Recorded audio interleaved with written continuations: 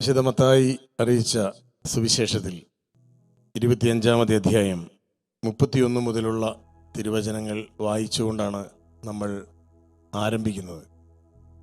വായിക്കാൻ പോകുന്ന വചനം അന്ത്യവിധിയെ പറ്റിയാണ്. അന്ത്യവിധിയെ പറ്റിയുള്ള വചനം വായിച്ചുകൊണ്ട് നമ്മൾ ആരംഭിക്കുകയാണ് നമ്മുടെ എളിയ വിചിന്തനം. മനുഷ്യപുത്രൻ എല്ലാ ദൂതന്മാരോടും കൂടി മഹത്വത്തിൽ എഴുന്നള്ളുമ്പോൾ അവൻ തൻ്റെ മഹിമയുടെ സിംഹാസനത്തിൽ ഉപവിഷ്ടനാകും. അവൻ്റെ മുമ്പിൽ എല്ലാ ജനതകളും ഒരുമിച്ച് കൂട്ടപ്പെടും.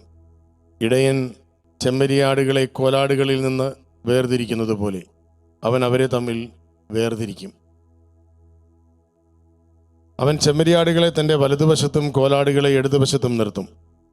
അനന്തരം രാജാവ് തൻ്റെ വലതുവശത്തുള്ളവരോട് അരുളി ചെയ്യും, എൻ്റെ പിതാവിനാൽ അനുഗ്രഹിക്കപ്പെട്ടവരെ വരുവിൻ, ലോകസ്ഥാപനം മുതൽ നിങ്ങൾക്കായി സജ്ജമാക്കിയിരിക്കുന്ന രാജ്യം അവകാശപ്പെടുത്തുവിൻ. എന്നാൽ എനിക്ക് വിശന്നു, നിങ്ങൾ ഭക്ഷിക്കാൻ തന്നു. എനിക്ക് ദാഹിച്ചു, നിങ്ങൾ കുടിക്കാൻ തന്നു. ഞാൻ പരദേശിയായിരുന്നു, നിങ്ങൾ എന്നെ സ്വീകരിച്ചു. ഞാൻ നഗ്നനായിരുന്നു, നിങ്ങൾ എന്നെ ഉടുപ്പിച്ചു. ഞാൻ രോഗിയായിരുന്നു, നിങ്ങൾ എന്നെ സന്ദർശിച്ചു. ഞാൻ കാരാഗൃഹത്തിലായിരുന്നു, നിങ്ങൾ എൻ്റെ അടുത്ത് വന്നു. അപ്പോൾ നീതിമാന്മാർ ഇങ്ങനെ മറുപടി പറയും, കർത്താവേ, നിന്നെ വിശക്കുന്നവനായി കണ്ട് ഞങ്ങൾ ആഹാരം നൽകിയതും ദാഹിക്കുന്നവനായി കണ്ട് കുടിക്കാൻ നൽകിയതും എപ്പോൾ? നിന്നെ പരദേശിയായി കണ്ട് സ്വീകരിച്ചതും നഗ്നനായി കണ്ട് ഉടുപ്പിച്ചതും എപ്പോൾ? നിന്നെ ഞങ്ങൾ രോഗാവസ്ഥയിലോ കാരാഗൃഹത്തിലോ കണ്ട് സന്ദർശിച്ചത് എപ്പോൾ? രാജാവ് മറുപടി പറയും, സത്യമായി ഞാൻ നിങ്ങളോട് പറയുന്നു, എൻ്റെ ഏറ്റവും എളിയ സഹോദരന്മാരിൽ ഒരുവന് നിങ്ങളിത് ചെയ്തു കൊടുത്തപ്പോൾ എനിക്ക് തന്നെയാണ് ഇത് ചെയ്തു തന്നത്. അനന്തരം അവൻ തൻ്റെ ഇടതുഭാഗത്തുള്ളവരോട് പറയും, ശപിക്കപ്പെട്ടവരെ, നിങ്ങൾ എന്നിൽ നിന്നകന്ന് പിശാചിനും അവൻ്റെ ദൂതന്മാർക്കുമായി സജ്ജമാക്കിയിരിക്കുന്ന നിത്യാഗ്നിയിലേക്ക് പോകുവിൻ. എനിക്ക് വിശന്നു, നിങ്ങൾ ആഹാരം തന്നില്ല. എനിക്ക് ദാഹിച്ചു, നിങ്ങൾ കുടിക്കാൻ തന്നില്ല. ഞാൻ പരദേശിയായിരുന്നു, നിങ്ങൾ എന്നെ സ്വീകരിച്ചില്ല. ഞാൻ നഗ്നനായിരുന്നു, നിങ്ങൾ എന്നെ ഉടുപ്പിച്ചില്ല. രോഗാവസ്ഥയിലും കാരാഗൃഹത്തിലുമായിരുന്നു, നിങ്ങൾ എന്നെ സന്ദർശിച്ചില്ല. അപ്പോൾ അവർ ചോദിക്കും, കർത്താവേ, ഞങ്ങൾ നിന്നെ വിശക്കുന്നവനോ ദാഹിക്കുന്നവനോ പരദേശിയോ നഗ്നനോ രോഗിയോ കാരാഗൃഹത്തിൽ കഴിയുന്നവനോ ആയി കണ്ടതും നിനക്ക് ശുശ്രൂഷ ചെയ്യാതിരുന്നതും എപ്പോൾ? അവൻ മറുപടി പറയും, സത്യമായി ഞാൻ നിങ്ങളോട് പറയുന്നു, ഏറ്റവും എളിയവരിൽ ഒരുവന് നിങ്ങളിത് ചെയ്യാതിരുന്നപ്പോൾ എനിക്ക് തന്നെയാണ് ചെയ്യാതിരുന്നത്. ഇവർ നിത്യശിക്ഷയിലേക്കും നീതിമാന്മാർ നിത്യജീവനിലേക്കും പ്രവേശിക്കും.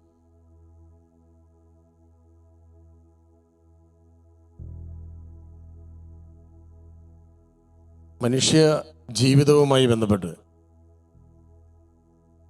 ക്രൈസ്തവ വിശ്വാസം മുന്നോട്ട് വയ്ക്കുന്ന ജീവിതത്തിൻ്റെ അന്ത്യത്തെപ്പറ്റി ഈശോ വെളിപ്പെടുത്തിയിരിക്കുന്ന വചനമാണ് നമ്മൾ വായിച്ചു കേട്ടത്.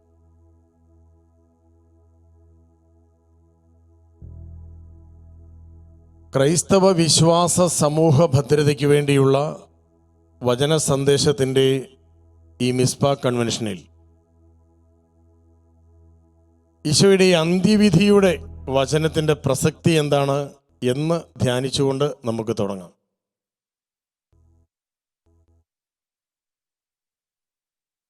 സഭയൊരു വലിയ സമൃദ്ധിയാണ്.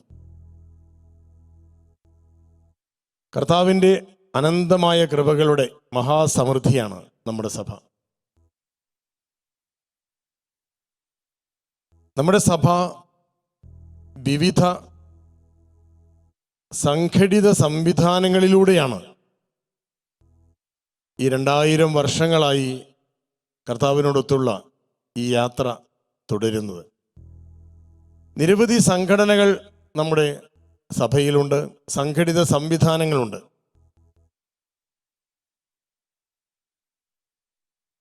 ഓരോ സഭയും ഒരു സംഘടന എന്ന് വേണമെങ്കിൽ നമുക്ക് പറയാം, ഇല്ലേ? അങ്ങനെ പറയാൻ പറ്റില്ലേ? ഒരു സംഘടനയല്ലേ എല്ലാ സഭകളും? ചിന്തിച്ചു നോക്കി.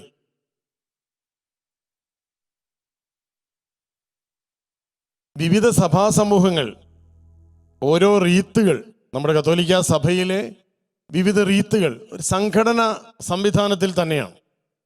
ഒരു നേതാവ്, വിവിധ തലങ്ങളിലുള്ള നേതാക്കൾ, വീണ്ടും ചെറിയ ഘടകങ്ങളിലുള്ള നേതാക്കൾ, അനുയായികൾ, സംഘടനയ്ക്ക് പൊതുവായ ലക്ഷ്യങ്ങൾ, സംഘടനാ പ്രവർത്തനങ്ങൾ, കൃത്യമായ രീതിയിലുള്ള ചിട്ടകൾ, ഇതെല്ലാം എല്ലാ സംഘടിത സംവിധാനങ്ങൾക്കും എന്ന പോലെ നമ്മുടെ ക്രൈസ്തവ സഭാ സംവിധാനങ്ങളിലുമുണ്ട്.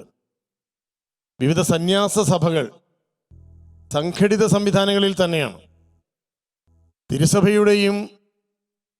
തിരുസഭയിലെ വിവിധ സന്യാസ സംവിധാനങ്ങളുടെയും ഒക്കെ ഘടനയിൽ പരിശുദ്ധാത്മാവിൻ്റെ സാന്നിധ്യവും ഇടപെടലും നിരന്തരം പ്രാർത്ഥിച്ചുണർത്തിയാണ് ഈ സംവിധാനങ്ങൾ മുന്നോട്ട് നീങ്ങുന്നത്. അതുപോലെ തന്നെയാണ് നമ്മുടെ കത്തോലിക്ക സഭയിൽ, കേരള സഭയിൽ നിരവധി ഭക്തസംഘടനകളുണ്ട്. അൽമായ സമൂഹത്തിൻ്റെ സംഘടനകൾ നിരവധിയുണ്ട്. നമുക്കറിയാം, കേരള കത്തോലിക്ക സഭയുടെ ഔദ്യോഗിക അൽമായ സംഘടന AKCC ആണ്. യുവജന സംഘടന KCY ആണ്. വിവിധ റീത്തുകളിൽ ഓരോ പേരിൽ ഈ സംഘടന അറിയപ്പെടുന്നുണ്ട്. ഇതര ലൈംഗിക സഭാ സമൂഹങ്ങൾക്ക് ഇതുപോലെ തന്നെയുള്ള സംഘടിത സംവിധാനങ്ങളുണ്ട്. നമുക്ക് പിതൃവേദിയും മാതൃവേദിയുമുണ്ട്, അപ്പന്മാർക്കും അമ്മമാർക്കും. കുഞ്ഞുമക്കൾക്ക് വേറെ സംഘടനകളുണ്ട്. ഭക്തസംഘടനകളായി ക്രിസ്റ്റീനും ചെറുപുഷ്പമിഷിലിയും നമുക്കുണ്ട്.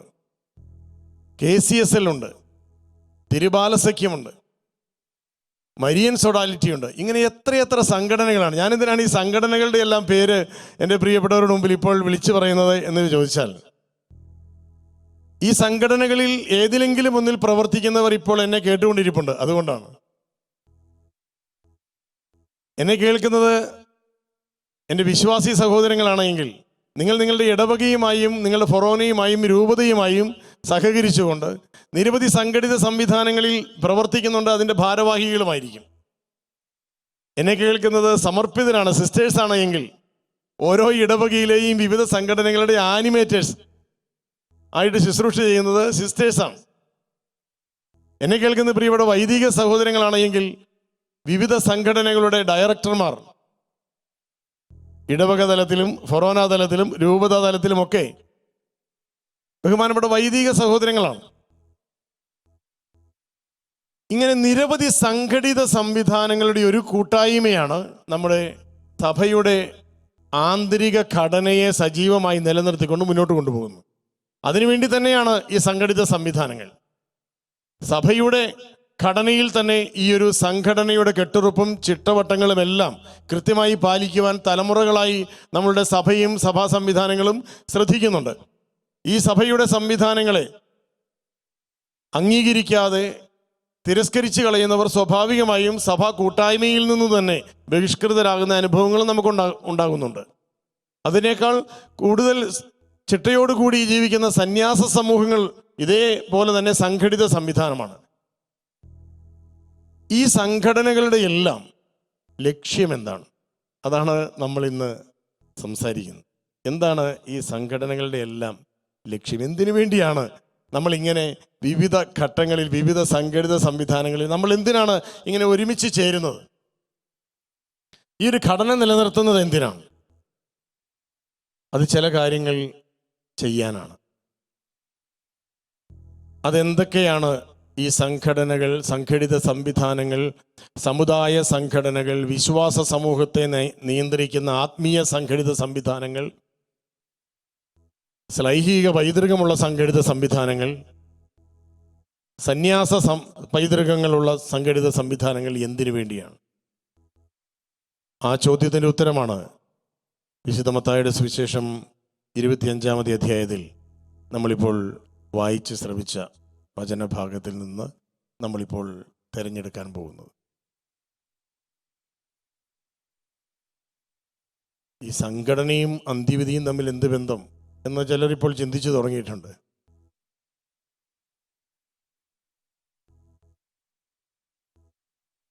എനിക്കൊരു കാര്യമാണ്, എല്ലാ സംഘടനാ സംവിധാനങ്ങളെയും നയിക്കുന്ന ആത്മീയവും ഭൗതികവുമായിട്ടുള്ള എല്ലാ സംഘടനാ സംവിധാനങ്ങളെയും നയിക്കുന്ന എല്ലാ നേതൃനിരയോടും പ്രാർത്ഥനാപൂർവം ഒരേ ഒരു കാര്യമാണ് പറയാനുള്ളത്. ഒരു സിംഗിൾ സിലബസിലേക്ക്,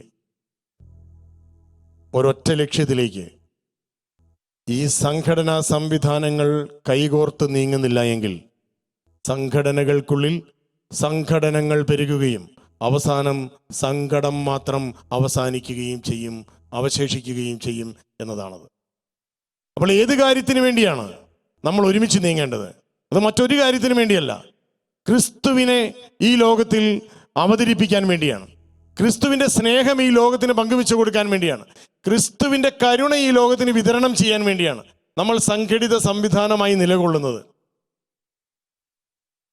അതുവഴി ഈ ലോകത്തിൽ ക്രിസ്തുവിൽ വിശ്വസിച്ചതിൻ്റെ പേരിൽ മാത്രം നിലനിൽപ്പിന് വേണ്ടി ക്ലേശമനുഭവിക്കുന്ന വിശ്വാസ സമൂഹത്തെ സംഘടിതമായി നിലനിർത്തുവാനുള്ള സുസജ്ജമായ ഒരു മുന്നേറ്റം വിവിധ സംഘടിത സംവിധാനങ്ങളുടെ ലക്ഷ്യത്തിൻ്റെ ഏകോപനം വഴി ഉണ്ടാകണം എന്നതാണ് ഈ ഇന്നത്തെ പ്രാർത്ഥനയുടെ ഏക ലക്ഷ്യം എന്ന് എൻ്റെ പ്രിയപ്പെട്ട വിശ്വാസി സഹോദരങ്ങളെ ഞാൻ അറിയിക്കുകയാണ്.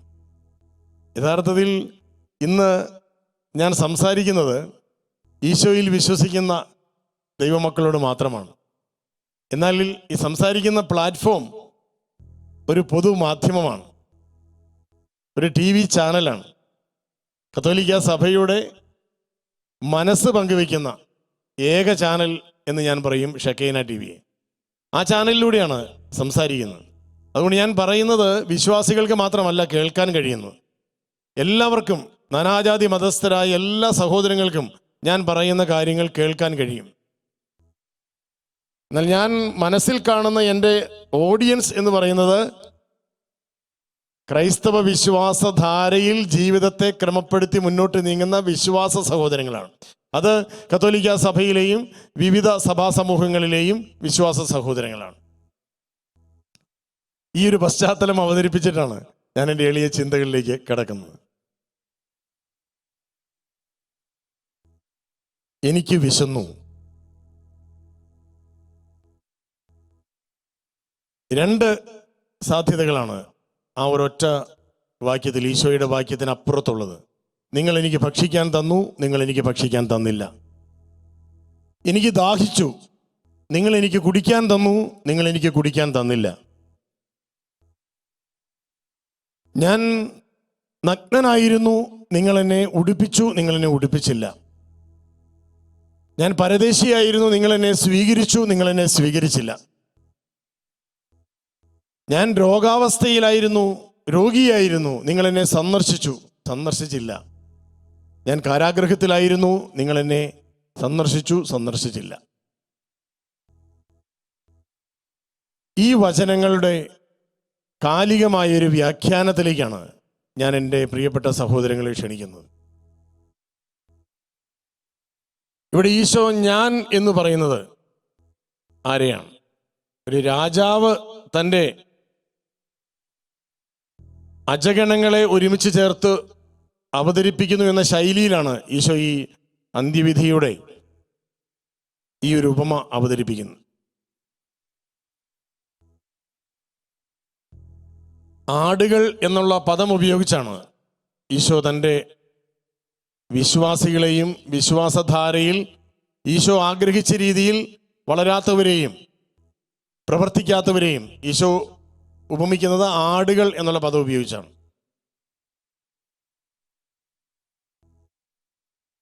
അതെല്ലാം നമ്മുടെ ഈ വചനത്തിൻ്റെ പശ്ചാത്തലത്തിലുള്ള പദപ്രയോഗങ്ങൾ തന്നെയാണ്. എന്നാൽ ഇന്ന് ഈ വർത്തമാനകാലത്തിൽ നമ്മൾ ഈ വചനം ശ്രവിക്കുമ്പോൾ എനിക്ക് വിശന്നു എന്ന ഈശോയുടെ വചനത്തിൽ വിശന്നതാർക്ക് എന്ന ചോദ്യമാണ് ഇവിടെ ഒന്നാമത്തെ ധ്യാനം. കത്തോലിക്ക സഭയുടെ വിശ്വാസം അനുസരിച്ച് സഭ ഈശോയുടെ മൗതിക ശരീരമാണ്. എനിക്ക് വിശന്നു എന്ന് കർത്താവ് പറയുമ്പോൾ എൻ്റെ സഭയ്ക്ക് വിശന്നു എന്നാണ് കർത്താവ് പറയുന്നത്. എനിക്ക് ദാഹിച്ചു എന്ന് കർത്താവ് പറയുമ്പോൾ എൻ്റെ സഭയ്ക്ക് ദാഹിച്ചു എന്നാണ് പറയുന്നത്. എൻ്റെ സഭ എന്ന് തമ്പുരാൻ ഉദ്ദേശിക്കുമ്പോൾ അത് ഈ സഭയിൽ ഈശോ എന്ന നാമത്തെ രക്ഷയുടെ അച്ചാരമായി ഹൃദയത്തിൽ എഴുതി വച്ചിരിക്കുന്ന വിശ്വാസികളാണ്. ഈ വിശ്വാസികളാണ്. എനിക്ക് വിശന്നു, എൻ്റെ മക്കൾക്ക് വിശന്നു. നിങ്ങളിൽ കുറച്ചു പേർ അവർക്ക് ആഹാരം കൊടുത്തു. എന്നാൽ ആഹാരം കൊടുക്കാൻ ഉത്തരവാദിത്തമുണ്ടായിരുന്ന കുറെ പേർ അവർക്ക് ആഹാരം കൊടുത്തില്ല. ഈശോയുടെ നൊമ്പരമാണ്. ഒരു വിശ്വാസ സമൂഹത്തിന്റെ വിശപ്പ് എന്ന് പറയുമ്പോൾ ഈശോയുടെ ഭൗതിക ശരീരമാണ് ഈ സഭാവിശ്വാസികൾ എല്ലാവരും. അപ്പോൾ ഈ വിശ്വാസ സമൂഹത്തിന്റെ വിശപ്പ് എന്ന പദം കൊണ്ട് ഈശോ എന്താണ് ഉദ്ദേശിക്കുന്നത്? പലതരത്തിലുള്ള വിശപ്പ് ഒരു വിശ്വാസ സമൂഹത്തിനുണ്ട്. ആത്മീയമായ വിശപ്പുണ്ട്. വിശ്വാസം കൊണ്ടാണ് ആ വിശപ്പ് മാറുന്നത്. പരിശുദ്ധാത്മാവിന്റെ കൃപ നിറഞ്ഞ വിശ്വാസം കൊണ്ടാണ് ആ വിശപ്പ് മാറുന്നത്. ആത്മീയമായ വിശപ്പ് ഇന്ന് ഈ മക്കൾക്ക് മാറ്റാൻ, അത് വിളമ്പിക്കൊടുക്കാൻ നിയുക്തരായവർക്ക് കഴിയുന്നുണ്ടോ എന്നുള്ള ചോദ്യം ഈ ഒരു വചനവിചിന്തനത്തിന്റെ ഭാഗമാണ്. ആത്മീയമായ വിശപ്പ് മാറ്റാൻ വേണ്ടി അരൂപിയുടെ നിറവിൽ വരദാനങ്ങൾ വിതരണം ചെയ്യുവാൻ വേണ്ടി തമ്പുരാൻ അഭിഷിക്തരാക്കിയിട്ടുള്ള ഞാൻ അടക്കമുള്ള എല്ലാ പുരോഹിതർക്കും സമർപ്പിതർക്കും ആ വരദാനങ്ങൾ ഈ വിശ്വാസികൾക്ക് വിതരണം ചെയ്യാൻ കഴിയുന്നുണ്ടോ എന്നതാണ് ചോദ്യം. ആ ചോദ്യത്തിന് ഒരു മറുപടി ഇന്നത്തെ കാലത്തിൻ്റെ മുഖത്തേക്ക് നോക്കി, ഇന്നത്തെ സഭയുടെ മുഖത്തേക്ക് നോക്കി ഒരു മറുപടി ഒരുക്കിയാൽ അതിപ്രകാരമാകും. പാത്രം കൊടുത്തു, ഭക്ഷണം കൊടുത്തില്ല. ആത്മീയമായ ഭോജനം സ്വീകരിക്കാനുള്ള പാത്രങ്ങളാണ് നമ്മുടെ എല്ലാ ആരാധനാലയങ്ങളും ദേവാലയങ്ങളും. അത്തരത്തിൽ എല്ലാ ദേവാലയങ്ങളുടെയും ഉള്ളിൽ നിന്ന് ആത്മീയമായ മനുഷ്യന്റെ ഈ വിശപ്പ് മാറ്റാൻ, വിശ്വാസത്തിന്റെ ഈ ദാഹം മാറ്റാനുള്ള എല്ലാ വിഭവങ്ങളും വാരി വിളമ്പി കൊടുക്കാൻ വേണ്ടിയാണ് കർത്താവ് പൗരോഹിത്യത്തിന്റെ അഭിഷേകം നൽകി തൻ്റെ ശിഷ്യന്മാരുടെ പ്രതിനിധികളായി പുരോഹിത ഗണത്തെ വിന്യസിച്ചത്. എന്നാൽ ഇന്ന് സീറോ മലബാർ സഭയിൽ ഉൾപ്പെടെ ഈ പാത്രങ്ങൾ ഇങ്ങനെ നിൽപ്പുണ്ട്. ഭക്ഷണം കിട്ടുന്ന ഇടങ്ങളായി മാറുന്നില്ല പലതും. അരൂപിയുടെ നിറവിൽ ഈ ഒരു ആത്മീയ ദർശനം, ഈ ഒരു ആത്മവിമർശനമാക്കി മാറ്റുമ്പോൾ ഞാൻ എന്നോട് തന്നെയാണ് സംസാരിക്കുന്നത്. ഞാനെന്ന് പറയുന്ന ഈ ദേവാലയത്തെ ആത്മീയമായി വിശപ്പിന് വേണ്ടി സമീപിക്കുന്നവർക്ക് ആത്മീയമായ അനുഭവങ്ങൾ പങ്കുവെച്ചു കൊടുക്കുവാൻ ഒരു പുരോഹിതൻ എന്നുള്ള നിലയിൽ ഞാൻ പരാജയപ്പെടുന്നുണ്ടെങ്കിൽ ഞാൻ വെറും പാത്രം മാത്രമാണ്. എന്നിൽ നിന്ന് ആർക്കും ഒന്നും ലഭിക്കുന്നില്ല എന്നതാണ് സത്യം. എനിക്ക് വിശന്നു, നീ എനിക്ക് ഭക്ഷണം തന്നില്ല. ഈശോയുടെ ഈ വാക്ക്, ഈശോയുടെ ഈ നൊമ്പരപ്പെടുത്തുന്ന വാക്ക് ഇന്ന് എൻ്റെ നേരെ നീണ്ടുവരികയാണ്. എന്നെ കേൾക്കുന്ന നിരവധി അഭിഷിക്തരുടെ നേരെ തമ്പുരാന്റെ വിരൽ നീളുന്നുണ്ടോ എന്ന ആത്മവിചിന്തനം നമുക്ക് നടത്തേണ്ടതുണ്ട്. ദൈവമക്കളുടെ വിശപ്പും ആത്മീയമായ വിശപ്പും ദാഹവും മാറ്റുവാൻ വലിയ വലിയ പാത്രങ്ങൾ നമ്മൾ പണി കഴിപ്പിച്ചിട്ടുണ്ട്. ആശ്രമങ്ങൾ പണി കഴിപ്പിച്ചിട്ടുണ്ട്, ദേവാലയങ്ങൾ പണി കഴിപ്പിച്ചിട്ടുണ്ട്. പലതും അടഞ്ഞു കിടക്കുകയാണ്. എനിക്ക് വിശന്നു, എൻ്റെ മക്കൾക്ക് വിശന്നു, നീ എനിക്ക് ഭക്ഷണം തരുന്നില്ല.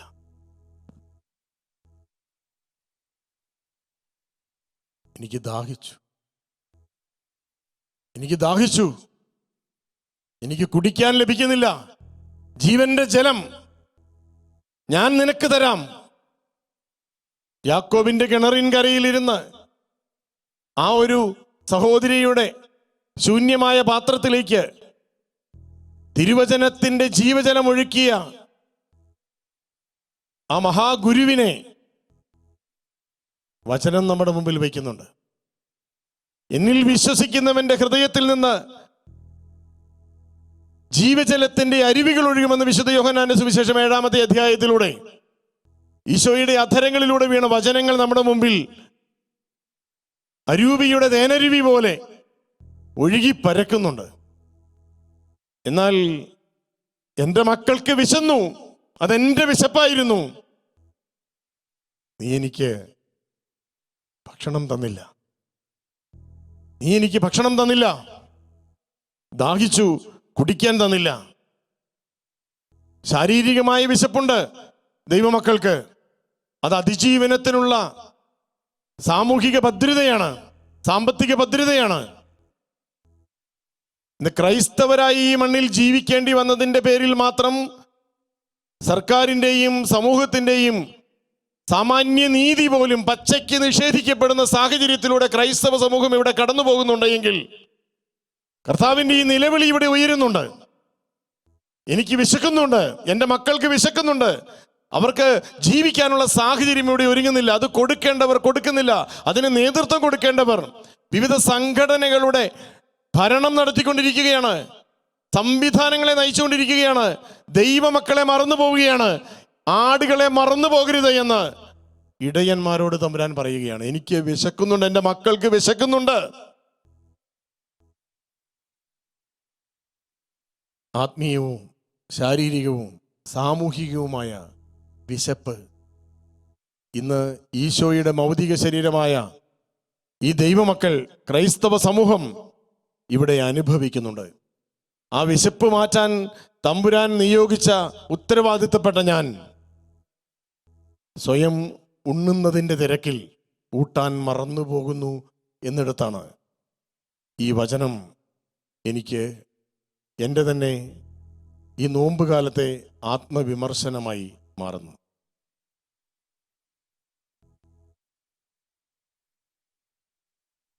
ഞാൻ പരദേശിയായിരുന്നു. ഞാൻ പരദേശിയായിരുന്നു, നിങ്ങൾ എന്നെ സ്വീകരിച്ചില്ല. ആരാണ് ഈ പരദേശി?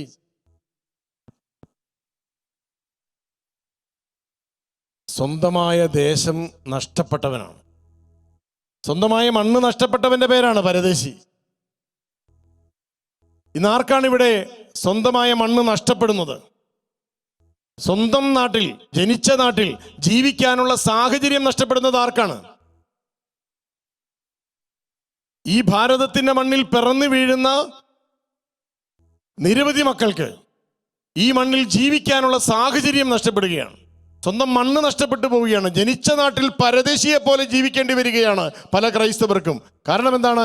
ഈ നാട് ഒരു പൗരന് നൽകുന്ന മിനിമം അവകാശങ്ങൾ പോലും ലഭ്യമാകുന്നില്ല. നേടിയെടുക്കുന്നതിന് സംഘടിതമായ പ്രയത്നങ്ങൾ സംഘടനകളുടെ നേതാക്കളുടെ ഭാഗത്തു നിന്ന് ഒരുമിച്ച് പ്രയത്നിച്ച് നേടിയെടുക്കാൻ കഴിയുന്നുമില്ല. ഞാൻ പരദേശിയായിരുന്നു.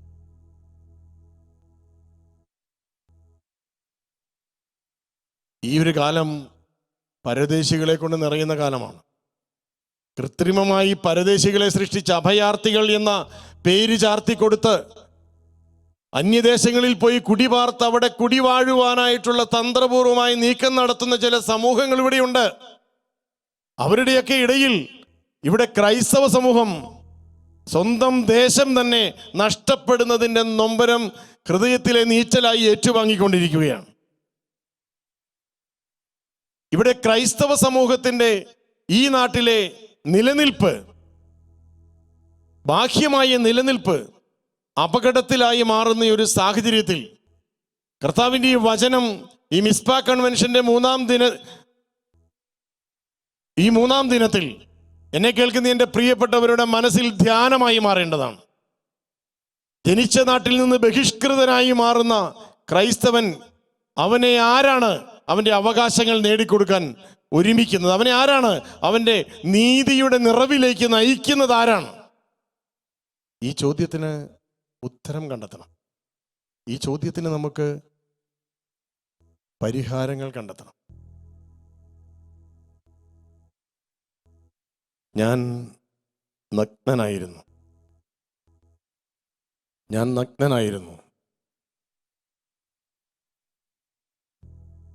വസ്ത്രമില്ലാത്ത അവസ്ഥയാണ്. വസ്ത്രം ഒരു വ്യക്തിത്വത്തിൻ്റെ ബാഹ്യമായ നിലയുടെയും വിലയുടെയും ചിഹ്നമാണ്.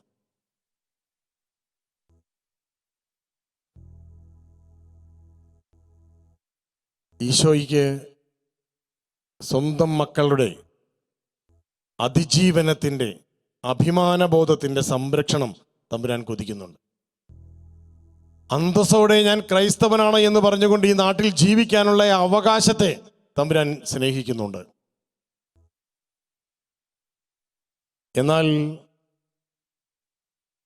ഒരു വിശ്വാസ സമൂഹത്തെ അനധികൃതവും അനീതി കലർന്നതുമായ അധിനിവേശങ്ങൾ കൊണ്ട്, ഭരണകൂടത്തിൻ്റെ അധിനിവേശങ്ങൾ കൊണ്ട് അവരുടെ ആത്മബോധത്തെ, അവരുടെ ആത്മാഭിമാനത്തെ വിവസ്ത്രമാക്കിക്കൊണ്ട് അപമാനവീകരണം കൃത്രിമമായി സൃഷ്ടിച്ചെടുത്തൊരു സമൂഹത്തെ മുഴുവൻ അവരുടെ ആത്മാഭിമാനത്തെ തമസ്കരിച്ച് കളയുന്ന രീതിയിലുള്ള ചില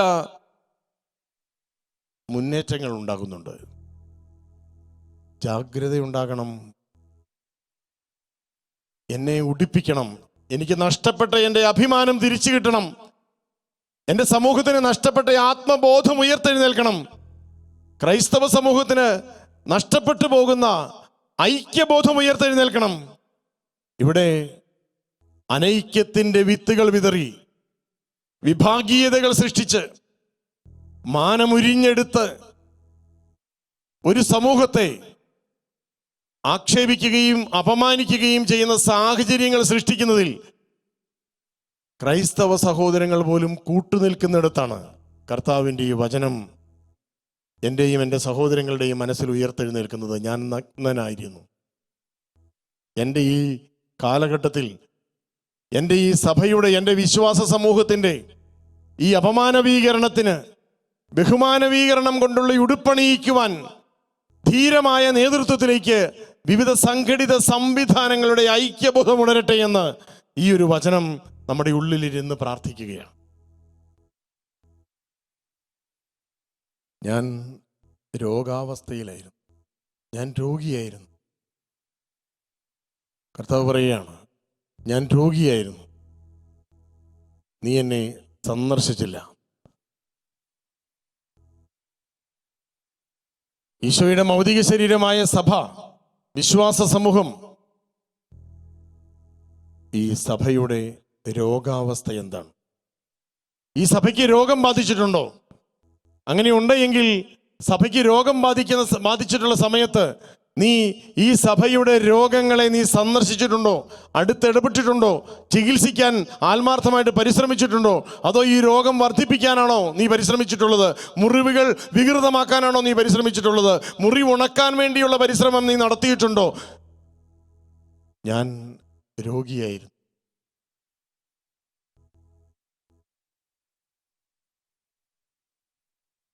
ഒരു വിശ്വാസ സമൂഹം എന്നുള്ള നിലയിൽ ഒരു സമൂഹത്തിൻ്റെ ആരോഗ്യം, അതിജീവനത്തിൻ്റെ ആത്മവീര്യം നഷ്ടപ്പെട്ടു പോകുന്ന അവസ്ഥയെ രോഗാവസ്ഥയെന്ന് വിളിക്കാമെങ്കിൽ ആ രോഗാവസ്ഥയെ അഡ്രസ്സ് ചെയ്യണം, ആ രോഗാവസ്ഥയെ സമീപിക്കണം, പരിഹരിക്കാനുള്ള പരിശ്രമം നടക്കണം. അത്തരത്തിലുള്ള കൂട്ടായ യത്നമുണ്ടാകണം. ഒറ്റയ്ക്കൊറ്റയ്ക്ക് നടക്കുന്നില്ല എന്നല്ല, ഒറ്റയ്ക്കൊറ്റയ്ക്ക് ദാഹശമനം നടത്താൻ പരിശ്രമിക്കുന്നുണ്ട്, ഒറ്റയ്ക്കൊറ്റയ്ക്ക് വിശപ്പ് മാറ്റാൻ പരിശ്രമിക്കുന്നുണ്ട്, ഒറ്റയ്ക്കൊറ്റയ്ക്ക് സ്വദേശബോധം സൃഷ്ടിക്കാൻ പരിശ്രമിക്കുന്നുണ്ട്. അതുകൊണ്ട് തന്നെയാണ് ക്രൈസ്തവ സമൂഹം ഇവിടെ അന്യവൽക്കരിക്കപ്പെടുന്ന അവസ്ഥയുണ്ടാകുന്നത്. ഒരുമിച്ചുള്ള പരിശ്രമത്തിലേക്ക് ഒരു സമൂഹം ഒന്നാകെ ഉണരുമ്പോൾ മാത്രമാണ് നമ്മൾ ഐക്യബോധത്തിൻ്റെ സാക്ഷികളായി മാറുന്നത്. ഈശോ പറയാണ്, ഞാൻ കാരാഗ്രഹത്തിലായിരുന്നു.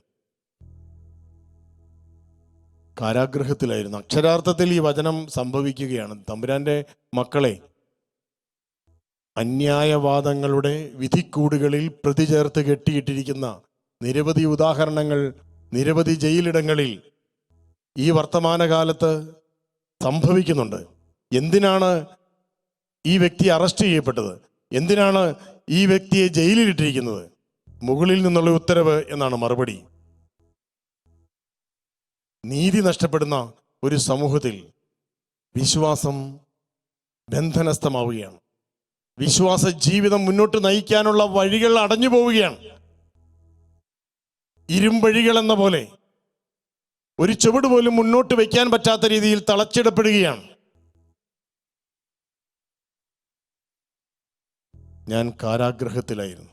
അങ്ങനെ വിശ്വാസ ജീവിതത്തിൻ്റെ വഴിമുട്ടി നിൽക്കുന്ന വിശ്വാസ സമൂഹങ്ങളെ സംഘടിതമായ പ്രയത്നം കൊണ്ട് സ്വാതന്ത്ര്യത്തിൻ്റെ വിഹായസിലേക്ക് തുറന്നു കൊണ്ടുവരുവാൻ ഒരുമിച്ചുള്ള പരിശ്രമം ഉണ്ടാകണം എന്നതാണ് ഈശോ ഈ വചനത്തിലൂടെ നമ്മുടെ മുമ്പിൽ പങ്കുവയ്ക്കുന്ന സത്യം.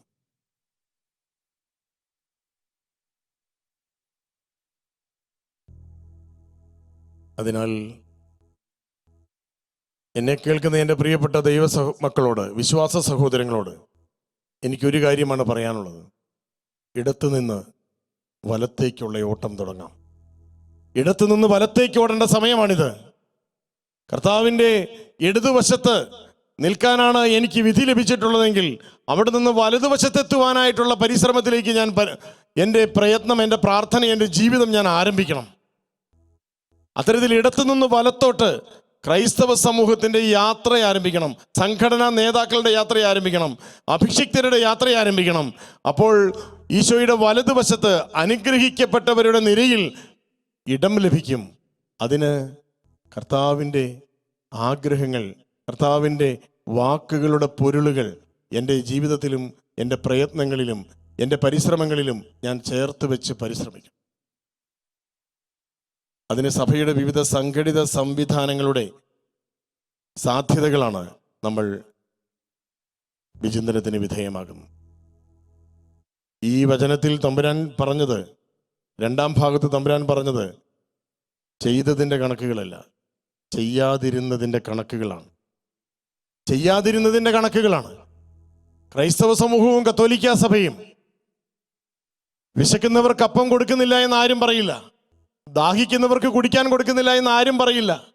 പരദേശികളെ സ്വീകരിക്കില്ല എന്ന് ആരും പറയില്ല. പരദേശിയെ സ്വീകരിക്കുക തന്നെ ചെയ്തിട്ടുണ്ട്. പരദേശികൾക്ക് വേണ്ടി പള്ളികൾ തുറന്നു കൊടുത്തിട്ടുണ്ട്. ഇറ്റലിയിൽ തന്നെ അങ്ങനെ അഭയാർത്ഥികളായി വന്നവർക്ക് പള്ളികൾ തുറന്നു കൊടുത്തിട്ടുണ്ട്. അങ്ങനെ തുറന്നു കൊടുത്ത പള്ളിക്കകത്ത് അഭയാർത്ഥിയായി വന്നു കയറിയവനാണ് അൾത്താരയിൽ തല ചേർത്ത് വെച്ച് കുർബാന ചൊല്ലിക്കൊണ്ടിരുന്ന വൈദികന്റെ കഴുത്തറുത്ത് മാറ്റിയത് എന്നതും ഈ ക്രൈസ്തവ സാക്ഷ്യത്തിൻ്റെ വർത്തമാനകാല ചരിത്രമാണ്. അതുകൊണ്ട് ക്രൈസ്തവർ ഇത് ചെയ്യുന്നില്ല എന്നൊരിക്കലും പറയാൻ കഴിയില്ല. ചെയ്യുന്നുണ്ട്. എന്നാൽ ചെയ്യാതിരുന്നതിൻ്റെ കണക്കാണ് കർത്താവ് വീണ്ടും ഓർമ്മിപ്പിക്കുന്നത്. ചെയ്യാതിരുന്നതിൻ്റെ കണക്ക്. ആർക്ക് ചെയ്യാതിരുന്നത്? ആർക്ക് ചെയ്യാതിരുന്നതിൻ്റെ കാര്യമാണ് കർത്താവ് ചോദിക്കുന്നത്. എൻ്റെ ദൈവമക്കൾക്ക്, എന്നിൽ വിശ്വസിക്കുന്ന ദൈവമക്കൾക്ക് ചെയ്യാതിരുന്നതിൻ്റെ കണക്കുകളുണ്ട് പലരുടെയും കണക്ക് പുസ്തകങ്ങളിൽ. സ്വന്തം വീട്ടിൽ സ്വന്തം മക്കൾ പട്ടിണി കിടക്കുന്ന സമയത്ത് അയൽക്കാരന് സദ്യ കൊടുക്കാൻ ബാധ്യതയില്ല എന്നത് ഇന്ന് ഈ സമൂഹം കണ്ണു തുറന്ന് ചിന്തിക്കേണ്ടതാണ്. സ്വന്തം വീട്ടിൽ മക്കൾ പട്ടിണി കിടക്കുകയാണ്, അപ്പോഴും ഇവിടെ അയൽക്കാരന് വാരിക്കോരിക്കൊടുത്ത് സദ്യ നടത്തിക്കൊണ്ടിരിക്കുകയാണ്. അത് സ്വന്തം കുടുംബത്തോട് ചെയ്യുന്ന അനീതിയാണ് എങ്കിൽ അത് തമ്പുരാന്റെ വചനത്തിന് വിരുദ്ധമായിട്ടുള്ള ഒരു ജീവിത അവസ്ഥയിലേക്കാണ് ഈ സമൂഹത്തെ കൊണ്ടുപോകുന്നത് എന്ന് ഞാൻ വിചാരിക്കുകയാണ്. ലേവ്യരുടെ പുസ്തകം 19-ാമത്തെ അധ്യായം 18-ാമത്തെ വചനത്തിലാണ് നിന്നെപ്പോലെ തന്നെ നിന്റെ അയൽക്കാരനെയും സ്നേഹിക്കണം എന്ന തിരുവചനം നമ്മൾ കാണുന്നു. അത് പുതിയ നിയമത്തിൽ ഈശോ നല്ല സമറായൻ്റെ ഉപമയിലൂടെ വ്യാഖ്യാനിച്ചു. വിശുദ്ധ മർക്കോസിന്റെ സുവിശേഷം 12-ാമത്തെ അധ്യായം 31-ാമത്തെ വചനത്തിലും ഇതേ പ്രമാണം നമ്മൾ കാണുകയാണ്. നിന്നെപ്പോലെ നിന്റെ അയൽക്കാരനെയും സ്നേഹിക്കണം. അങ്ങനെ മറ്റുള്ളവർക്ക് വേണ്ടിയുള്ള ഒരു ജീവിതമായി ക്രിസ്തുവിൻ്റെ മക്കൾ, ക്രിസ്തുവിന് സമർപ്പിക്കപ്പെട്ട ജീവിതങ്ങൾ മാറുകയാണ്. അപരോന്മുഖതയാണ്, അയൽക്കാരനിലേക്കുള്ള ദൂരമാണ് ദൈവത്തിലേക്കുള്ള ദൂരം എന്ന് നല്ല സമറായൻ്റെ കഥയിലൂടെ നമ്മൾ മനസ്സിലാക്കുകയാണ്. എന്നാൽ നിന്നെപ്പോലെ നിന്റെ അയൽക്കാരനെയും സ്നേഹിക്കണം എന്ന് തമ്പുരാൻ പറയുമ്പോൾ ആദ്യത്തെ ഭാഗത്തെ പറ്റി പലർക്കും ചിന്തയില്ല. നിന്നെപ്പോലെ സ്നേഹിച്ചാൽ മതി എന്നതിനകത്തൊരർത്ഥമുണ്ട്. ആദ്യം അപ്പോൾ സ്നേഹിക്കേണ്ടത് അയൽക്കാരനെ അല്ല, നിന്നെയാണ്. കാരണം എന്താണ്? നീ ഉണ്ടെങ്കിൽ മാത്രമേ നിനക്ക് അയൽക്കാരനെ സ്നേഹിക്കാൻ പറ്റുകയുള്ളൂ. ആർക്കാണ് ഈ അയൽക്കാരനുള്ളത്? അയൽക്കാരനുള്ളത് വീടുള്ളവർക്ക് മാത്രമാണ്, അല്ലേ? സ്വന്തമായൊരു വീടുള്ളവർക്കല്ലേ ഈ അയൽക്കാരൻ.